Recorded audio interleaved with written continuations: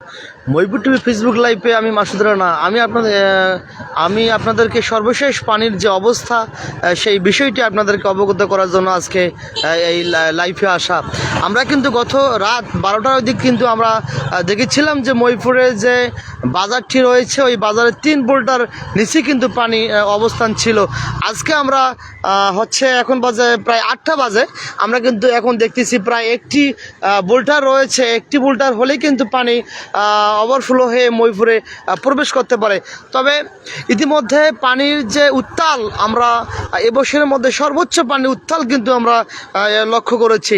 ইতিমধ্যে যে জনজীবনের যে দুর্দশা নেমে এসেছে তিস্তা পাড়ের যে নিম্ন অঞ্চল চর অঞ্চলগুলো রয়েছে, আমি আপনাদেরকে সরাসরি দেখানোর চেষ্টা করতেছি যে আমাদের সামনে যে একটি চর রয়েছিল, এখানে কিন্তু অনেক ফসলি জমি ধান ক্ষেত রয়েছিল, সেই ধান কিন্তু একদম পানির নিচে চলে গিয়েছে।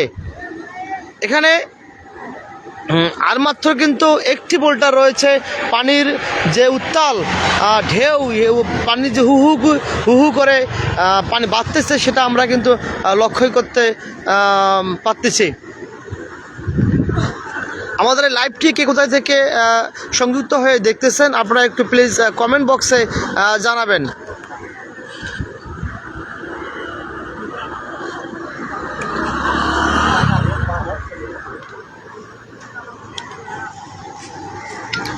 ইতিমধ্যে পানির যে একটা উত্তাল ঢেউ আমরা লক্ষ্য করতে পারতেছি। এইখানে দেখেন পানির একটা ঢেউ, এবং এই হচ্ছে আমাদের মহিপুর বাজার। আমরা কিন্তু গত রাতে দেখে গিয়েছিলাম যে 3টি বোল্টার ফাঁকা ছিল। আজ কিন্তু আমরা দেখলাম যে মাত্র আর একটি বোল্টার কিন্তু ফাঁকা রয়েছে। এখানে একটি মাত্র কিন্তু এখানে ফাঁকা বোল্টার রয়েছে। আমরা একটু পরে গান্নার পাড়ে যাব। আসলে গান্নার পাড়ে আমরা জানতে পেরেছি সেখানে কিন্তু বস্তা ফেলানো হচ্ছে।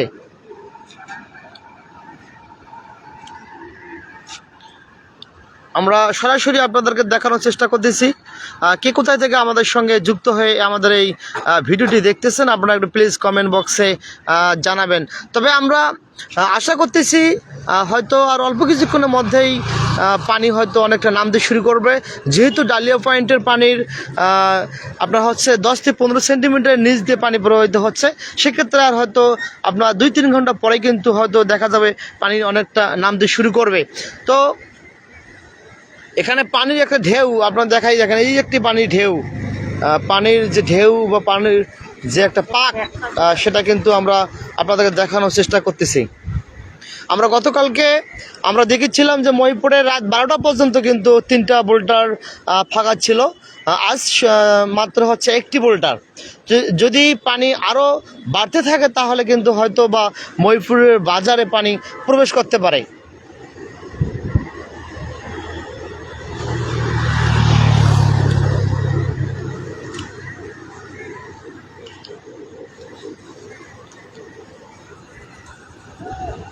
আমাদের এই লাইভটি কে কোথায় থেকে দেখতেছেন আপনারা একটু প্লিজ কমেন্ট বক্সে জানাবেন। এখানে আমাদের মহিপুর ব্রিজের ঠিক পশ্চিমে কিন্তু একটা ফসলি মাঠ ছিল, বিশাল একটা ফসলি মাঠ ছিল। সেই ফসলি মাঠ কিন্তু একদম পানির নিচে চলে গিয়েছে।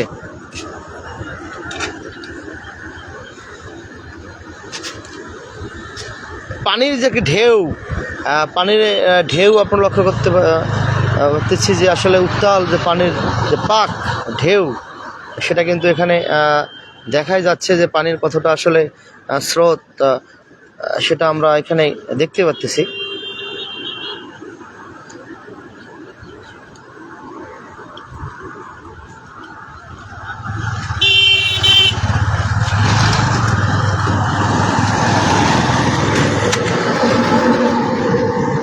গজলডোবা চিকিম ভারতের যে জায়গাটি রয়েছে ওখানে আসলে মূলত ভারী বর্ষণের ফলে উজানের থেকে নেমে আসা পানির কারণে কিন্তু এই হঠাৎ করে এই বন্যাটি সৃষ্টি হয়েছে, এবং পানি বৃদ্ধি পাওয়ার কারণে কিন্তু নিম্ন অঞ্চলগুলো যে রয়েছে সে প্লাবিত হয়েছে।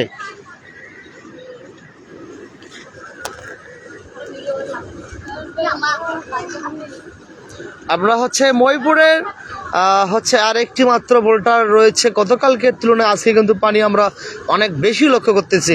কালকে 12টা পর্যন্ত পানি অনেকটা কম ছিল, আজকে দেখতেছি প্রচুর পানি এখানে হয়েছে। আমাদের এই লাইভটিকে কোথা থেকে আমাদের সংযুক্ত হয়ে দেখতেছেন আপনারা একটু প্লিজ কমেন্টে জানাবেন।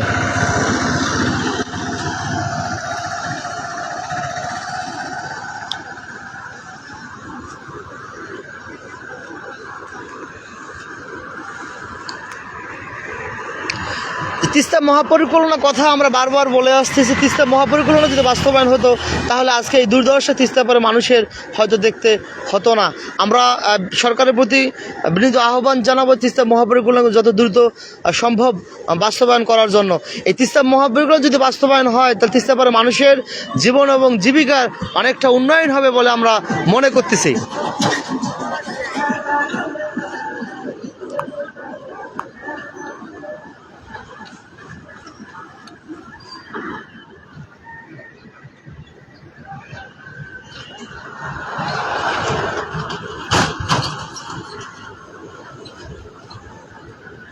আমাদের সঙ্গে যুক্ত আছেন নাজমুল হাসান কাজীপুর থেকে, মমিনুল ইসলাম পঞ্চগড় থেকে, বস মিজান বস দিনাজপুর জেলা থেকে, মজিবুল ভাই আমাদের রংপুর থেকে দেখতেছে, ইউসুফ আলী দেখতে দিয়েছি না হবে না, মোরসালিন ইসলাম ঢাকা থেকে দেখতেছি।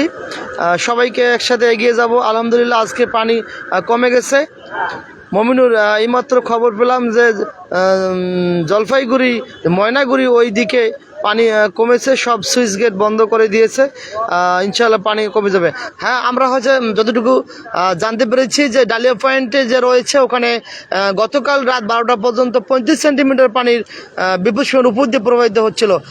আজ কিন্তু সেখানে আমরা খবর পেয়েছি যে ওখানে 15 সেন্টিমিটার বিপুল সীমার উপর দিয়ে প্রবাহিত হচ্ছে। তবে হয়তো আর অল্প কিছুক্ষণের মধ্যে বা 3-4 ঘন্টার মধ্যে পানি অনেকটা কমতে শুরু করবে।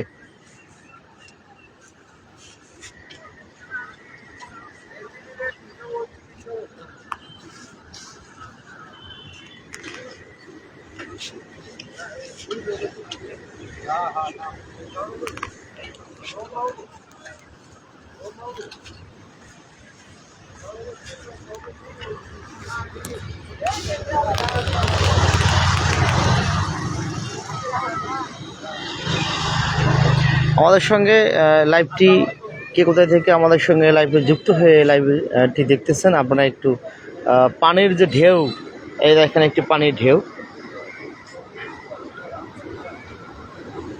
এবছরের মধ্যে সর্বোচ্চ পানি কিন্তু আজকে বৃদ্ধি পেয়েছে। গত বছরে কিন্তু এতটা পানি হয়নি, তবে এবছর গত বছর তুলনায় এবছর সবচেয়ে পানি বেশি।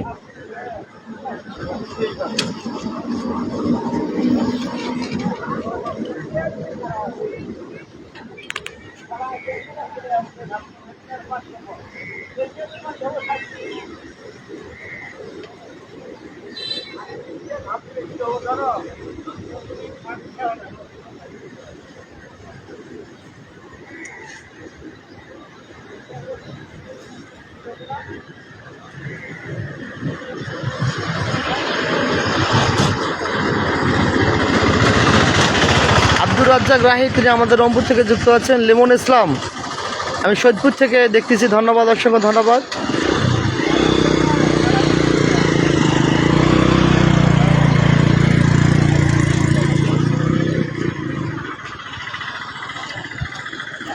আমরা ধারণা করতেছি ডালিয়া পয়েন্টে যেহেতু পানি কমে গিয়েছে, সেক্ষেত্রে হয়তো আমাদের পানি অনেকটা নামতে শুরু করবে বা ঘাটতে শুরু করবে, যেটাই বলি না কেন।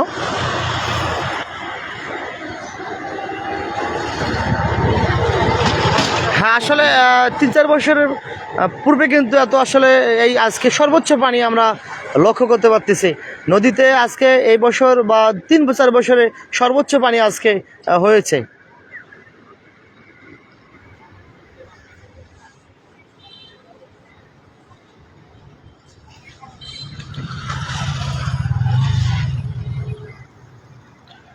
আমাদের সঙ্গে কোথায় থেকে যুক্ত আছেন আপনারা একটু প্লিজ জানাবেন।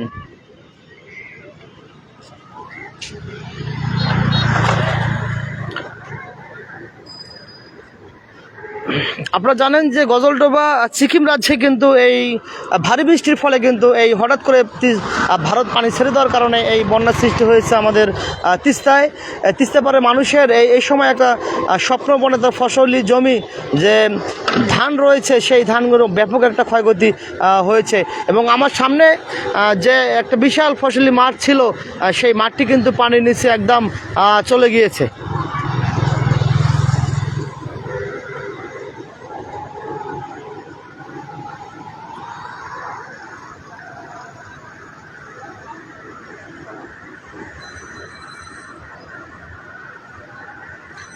রাসেল ভাই আমাদের সঙ্গে যুক্ত রয়েছেন, শুধু আমেরিকা থেকে আমাদের এই ভিডিওটি দেখতেছেন, অসংখ্য ধন্যবাদ রাসেল ভাই, অসংখ্য ধন্যবাদ আপনাকে।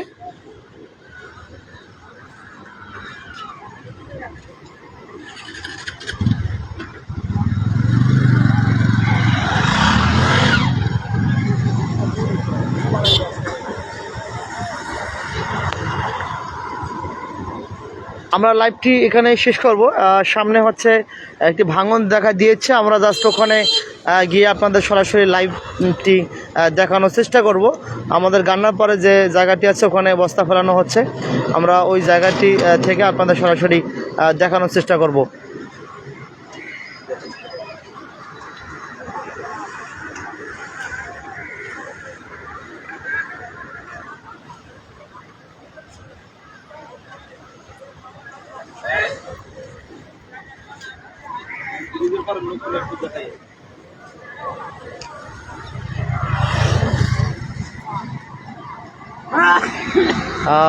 ফরহাদ রাজা আমাদের সঙ্গে কাকিনিয়া থেকে এই মুহূর্তে যুক্ত রয়েছেন।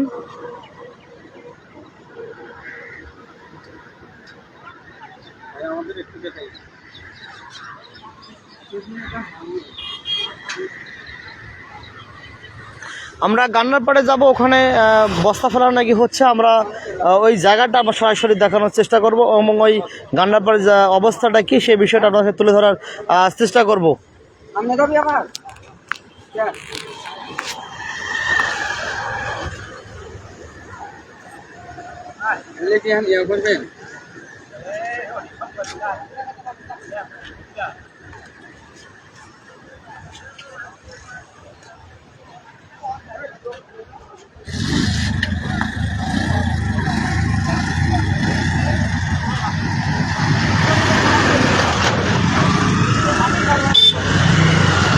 গতকালকে তুলনায় আজকে আমরা 8:30 7:30 ওইদিকে কিন্তু আমরা দেখি যে পানি কিন্তু অনেকটা বৃদ্ধি পেয়েছে। তবে আমরা ধারণা করতেছি পানিটি হয়তো অল্প কিছুক্ষণের মধ্যে ঘাটতে শুরু করবে, যেহেতু আপনার হচ্ছে আপনার ডালিয়া পয়েন্টে রয়েছে, ডালিয়া পয়েন্টের যে খবর তথ্য অনুসারে সেখানে কিন্তু পানি অনেকটা কমে গিয়েছে। হয়তো আমাদের এলাকায় বা আমাদের এই ময়ূরপুর পানি অনেকটা কমতে শুরু করবে।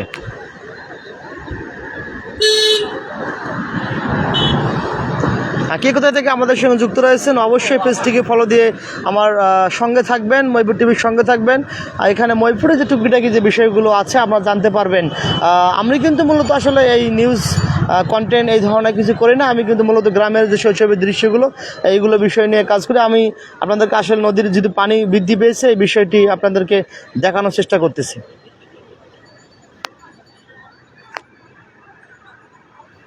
পানি অনেকটা বৃদ্ধি পেয়েছে, পানি এখন পর্যন্ত স্থির রয়েছে, তবে ধারণা করা হচ্ছে আর 2-3 ঘন্টার মধ্যে পানি কমতে শুরু করবে।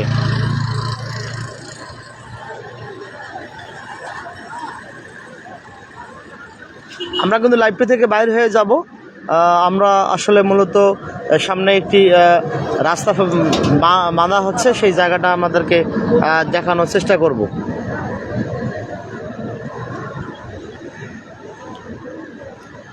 আমরা যেমনটা বলছিলাম যে বর্তমান সরকার বা আমরা কিন্তু প্রায় বলে আসতেছি তিস্তা মহাপরিকল্পনার কথা। এই তিস্তা মহাপরিকল্পনা যদি বাস্তবায়ন করা হতো তাহলে এই দুর্দশা তিস্তাপাড়ের মানুষের আজকে হয়তো দেখতে হতো না। তো আমরা বর্তমান সরকারের প্রতি সবিনয় অনুরোধ জানাবো যাতে তিস্তা মহাপরিকল্পনা যাতে দ্রুত বাস্তবায়ন করা হয়। কি হয়েছিল?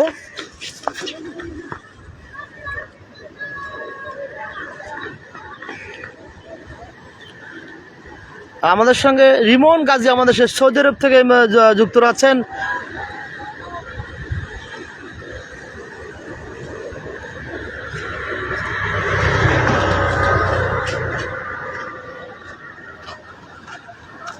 আমরা কিন্তু লাইভটি শেষ করব। আমরা হচ্ছে গান্নার পাড়ে যে জায়গাটি রয়েছে সেই জায়গাটি আপনাদেরকে দেখানোর চেষ্টা করব।